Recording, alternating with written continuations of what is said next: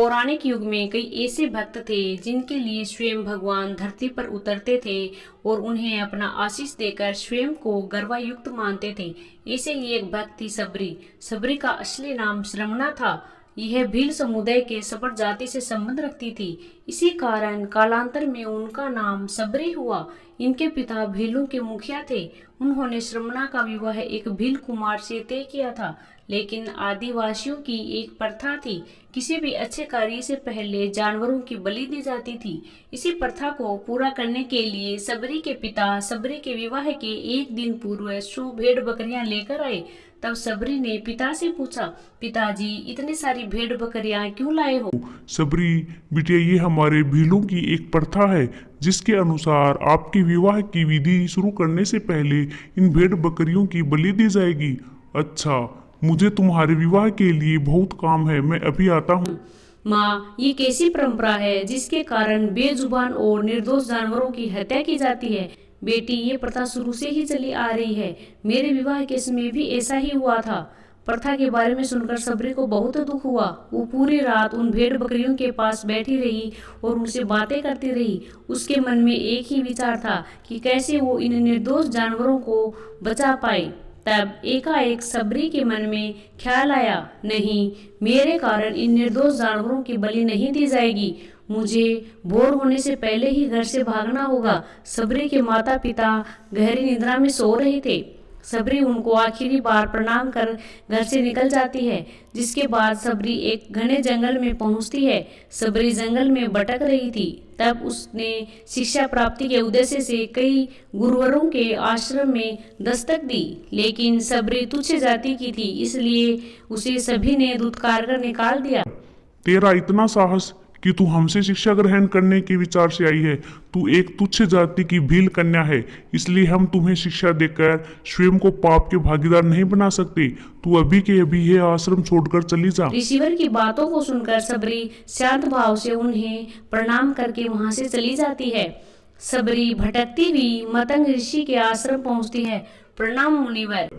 जीती रहो पुत्री, कौन हो तुम? मुनिवर, मेरा नाम शबरी है। सबरी ने अपना परिचय देते हुए मतंग ऋषि से शिक्षा प्राप्ति की इच्छा व्यक्त की। मतंग ऋषि ने सबरी को अपने गुरुकुल में स्थान दे दिया। अन्य सभी ऋषियों ने मतंग ऋषि का तिरस्कार किया, लेकिन मतंग ऋषि फिर भी अपने कथन से पीछे नहीं हुए। उस दिन से सबरी ने गुरुकुल के सभी आचरणों को आसानी से अपनाया और दिन रात अपने गुरुवर की सेवा में लग गई। सबरी जतन से शिक्षा ग्रहण करने के साथ साथ आश्रम की सफाई, गौशाला की देखरेख, दूध दूहने के कार्य के साथ साथ सभी गुरुकुल वासियों के लिए भोजन बनाने के कार्य में लग गई। कई वर्ष बीत गए। मतंग ऋषि सबरी की गुरु भक्ति से बहुत प्रसन्न हुए। मतंग ऋषि का शरीर दुबला हो चुका था, इसलिए उन्होंने एक दिन सबरी को अपने पास बुलाया और कहा, पुत्री, मेरा शरीर अब दुर्बल हो चुका है, इसलिए मैं अपनी देह यही छोड़ना चाहता हूँ। लेकिन उससे पहले मैं तुम्हें आशीर्वाद देना चाहता हूँ। बोलो पुत्री, तुम्हें क्या चाहिए?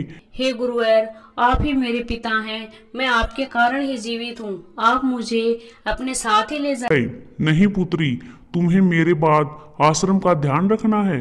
तुम जैसी गुरुपरायण शिक्षा को उसके कर्मों का उचित फल मिलेगा। एक दिन भगवान राम तुमसे यहाँ मिलने आएंगे और उस दिन तुम्हारा उद्धार होगा और तुम्हें मोक्ष की प्राप्ति होगी। इतना कहकर मतंग ऋषि अपनी देह त्याग कर समाधि ले लेते हैं। उसी दिन से सबरी हर रोज प्रातः उठकर बाग जाती, ढेर सारे फूल इकट्ठा करती, सुंदर सुंदर फूलों से अपना आश्रम सजाती। सबरी को भगवान राम आने का कोई निश्चित दिन नहीं पता था। उसे केवल अपने गुरुवर की बात पर यकीन था, इसलिए वो रोज राम के इंतजार में समय बिता रही थी। वो रोजाना यही कार्य करती थी। एक दिन सबरी आश्रम के पास के तालाब में जल लेने गई। वहीं पास में एक ऋषि तपस्या में लीन थे। जब उन्होंने सबरी को जल लेते देखा तो उसे अछूत कहकर उस पर एक पत्थर फेंका और उसकी चोट से बहते रक्त की एक बूंद से तालाब का सारा पानी रक्त में बदल गया। तुझ अछूत के रक्त से इस तालाब का जल अपवित्र हो गया। तूने पाप किया है, तू पापी है। अगर मेरे क्रोध से बचना है तो यहाँ से चली जा।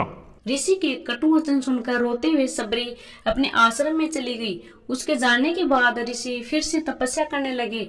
उसने बहुत से जतन किए, लेकिन तालाब में हुए रक्त को जल नहीं बना पाया।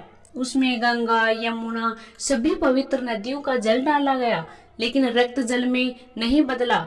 कई वर्षों बाद जब भगवान राम सीता हरण के बाद उनकी खोज में वहां आए, तब वहां के लोगों ने भगवान राम को बुलाया और आग्रह किया कि वे अपने चरणों के स्पर्श से इस तालाब के रक्त को पुनः जल में बदल दें। यदि मेरे इस कार्य से आप सबका भला होगा तो मैं ऐसा ही करूंगा ऋषिवर। राम उनकी बात सुनकर तालाब के रक्त को चरणों से स्पर्श करते हैं, लेकिन कुछ नहीं हुआ, रक्त जल में नहीं बदलता। तब राम ऋषि से पूछते हैं, हे ऋषिवर, मुझे इस तालाब का इतिहास बताएं। यहाँ ऐसा क्या घटित हुआ जिस कारण इस तालाब का पानी रक्त में बदल गया? राम जी की बात सुनकर ऋषियों ने सबरी और तालाब की पूरी कथा बताते हैं। हे ऋषिवर, ये रक्त उस सबरी का नहीं, मेरे हृदय का है, जिसे आपने अपने अपशब्दों से घायल किया था। मुझे देवी सबरी से मिलना है।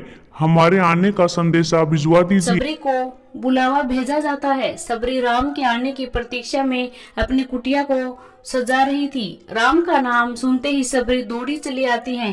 क्या मेरे राम आए हैं? सबरी के राम आ गए, सबरी के राम आ गए। मतंग ऋषि की बात सच हुई। सबरी का उद्धार करने राम आ गए। जिनको देखने के लिए ये आंखें तरस रही थी, वो प्रभु श्री राम आ गए। सबरी मेरे प्रभु राम कहते हुए तालाब के पास पहुंचती है। तब सबरी के पैरों की धूल तालाब में चली जाती है और तालाब का सारा रक्त जल में बदल जाता है। तब भगवान राम कहते हैं, देखिए ऋषिवर, आपके कहने पर मैंने सब किया, लेकिन ये रक्त सबरी के पैरों की धूल से जल में बदल गया। सबरी भगवान राम को देखते ही उनके चरण पकड़ लेती है और अपने साथ आश्रम लाती है। उस दिन भी सबरी रोज की तरह सुबह अपना आश्रम फूलों से सजाती है और बाग से चक कर सबसे मीठे बेर अपने प्रभु श्री राम के लिए चुनती है। वो पूरे उत्साह के साथ अपने प्रभु राम का स्वागत करती है और बड़े प्रेम से उन्हें अपने जूठे बेर परोसती है। ये मीठे बेर आपके लिए बाग से लाई थी, आप ही ग्रहण कीजिए। मैं आपके लिए जल लाती हूँ। भगवान राम प्रेम से बेर खाने के लिए उठाते हैं। तब लक्ष्मण उन्हें रोक देते, भैया यह बेर जूठे नहीं लक्ष्मण, सबसे मीठे हैं, क्योंकि इसमें माँ सबरी का प्रेम है। इतना कहकर श्री राम प्यार से बेर को खाने लगे। भगवान ने जाते हुए सबरी माई से कहा, माँ, आप मुझसे जो चाहें वो मांग सकती हैं।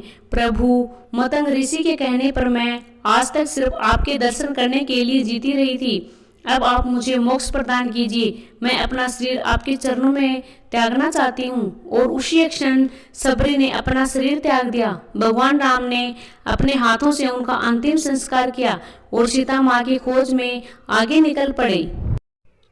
इस तरह से ऋषि मतंग की बात सच साबित हुई और सबरी को भगवान राम के दर्शन भी हुई।